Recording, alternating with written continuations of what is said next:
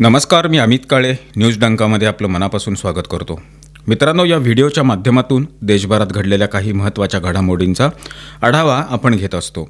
विशेष म्हणजे या बातम्या आपल्याला मेनस्ट्रीम मीडियामध्ये दिसत नाहीत किंवा त्या दाखवल्या जात नाहीत।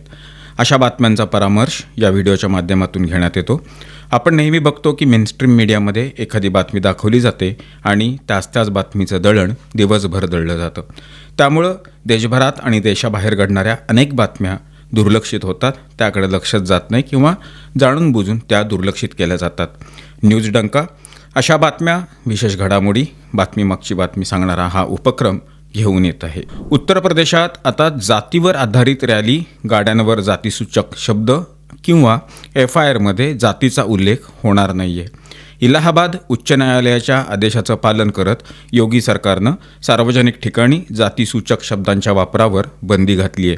राज्याचे मुख्य सचिव यांनी सार्वजनिक ठिकाणी तसंच पोलीस रेकॉर्डमध्ये जातीचा उल्लेख थांबवण्याचे आदेश दिलेत।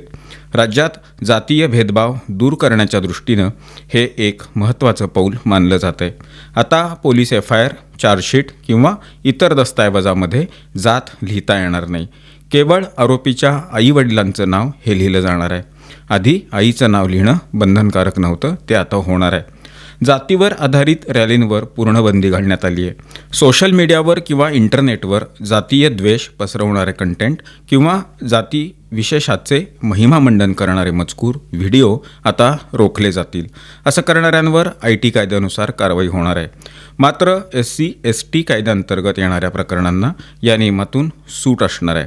गाड्या, साईनबोर्ड्स, पोलीस ठाण्यांचे नोटीस बोर्ड किंवा इतर सार्वजनिक ठिकाणांवर जातीवाचक शब्द, प्रतीकं, फलकं हटवले जातील।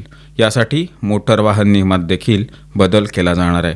राष्ट्रीय गुन्हे रेकॉर्ड ब्युरो म्हणजेच NCRB आणि crime criminal tracking network system म्हणजे CCTNS मध्ये जाती भरण्याचा कॉलम रिकामा ठेवला जाईल। हा कॉलम पूर्णपणे डिलीट करण्यासाठी सरकारकडून NCRBला पत्र लिहिलं जाणार आहे। इलाहाबाद उच्च न्यायालयानं प्रवीण क्षेत्री विरुद्ध राज्य या प्रकरणाच्या सुनावणीत ऐतिहासिक निर्णय दिलेला होता। न्यायमूर्ती विनोद दिवाकर यांनी 19 सप्टेंबर 2025 रोजी दारू तस्करीच्या प्रकरणात सुनावणी दरम्यान जातीसूचक शब्द हटवण्याचे निर्देश दिलेले होते। याचिकाकर्ते प्रवीण क्षेत्री यांनी त्यांच्या अटकेदरम्यान FIR आणि जप्ती पंचनाम्यात भील जात लिहिल्याबद्दल आक्षेप घेतलेला होता। न्यायालयानं जातीच्या महिमामंडनाला राष्ट्रविरोधी ठरवलेला आहे। तामिळनाडूचे मुख्यमंत्री MK स्टॅलिन यांनी पुन्हा एकदा त्यांच्या पक्षाची पद्धत काय असते हे दाखवून दिली आहे। पैगंबर मोहम्मद यांच्या 1500व्या जयंतीनिमित्त 21 सप्टेंबर 2025 रोजी चेन्नईत झालेल्या मोठ्या कार्यक्रमात त्यांनी जाहीर केलं की राज्यातील शाळांच्या अभ्यासक्रमात इस्लामिक स्टडीज समाविष्ट केला जाणार आहे। स्टॅलिन म्हणाले, DMK नेहमीच मुस्लिम समाजाच्या पाठीशी उभी राहिलेली आहे। त्यांनी CAAला विरोध केला होता आणि वक्फ कायद्याला सर्वोच्च न्यायालयात आव्हान दिलेलं होतं। यावेळी त्यांनी विरोधी पक्ष AIADMKवर टीका करताना म्हटलं की ट्रिपल तलाक सारख्या मुद्द्यांवर ते दुटप्पी भूमिका घेतात, परंतु हा निर्णय केवळ मुस्लिम मतदारांना खुश करण्याचा प्रयत्न नसून 2026च्या विधानसभा निवडणुकापूर्वी मत बँक मजबूत करण्याचा राजकीय डाव असल्याचं स्पष्ट दिसतं। या कार्यक्रमात स्टॅलिन यांनी PFI आणि SDPI सारख्या मुस्लिम संघटनांच्या जुन्या मागण्यांना पाठिंबा दिला। SDPIचे नेते नेलाई मुबारक यांनी शाळांमध्ये पैगंबर मोहम्मद यांची शिकवण जी आहे ती शिकवावी अशी मागणी केलेली होती आणि स्टॅलिन यांनी ती लगेच मान्यही केली। DMKची ही भूमिका नवीन नाही। हा पक्ष सनातन धर्माविरोधात नेहमीच आक्रमक राहिलेला आहे। स्टॅलिन यांचा मुलगा आणि उपमुख्यमंत्री उदयनिधी स्टॅलिन यांनी सप्टेंबर 2023 मध्ये सनातन धर्माची तुलना डेंग्यू आणि मलेरियासारख्या आजारांशी केलेली होती आणि त्याला नष्ट केलं पाहिजे असं विधान केलेलं। या वक्तव्यावर देशभरात खळबळ उडालेली होती। सर्वोच्च न्यायालयानं सुद्धा त्यांना फटकारलेलं होतं, परंतु उदयनिधी यांनी माफी मागण्यास नकार दिलेला होता।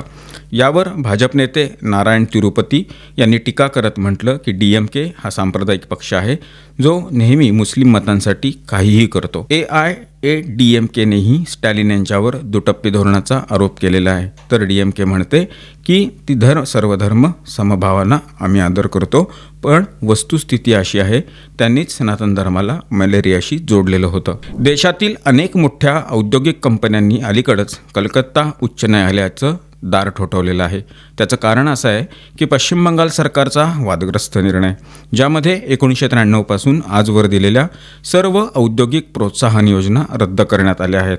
UltraTech cement, electrical casting, Grasim industries, Nuvoco Vistas आणि दालमिया सिमेंट यासारख्या कंपन्यांनी सरकारच्या या निर्णयाला असंविधानिक ठरवत याचिका दाखल केलेल्या आहेत। उच्च न्यायालयानं या सर्व याचिकांवरील एकत्रित सुनावणीची तारीख 7 नोव्हेंबर रोजी निश्चित केली आहे।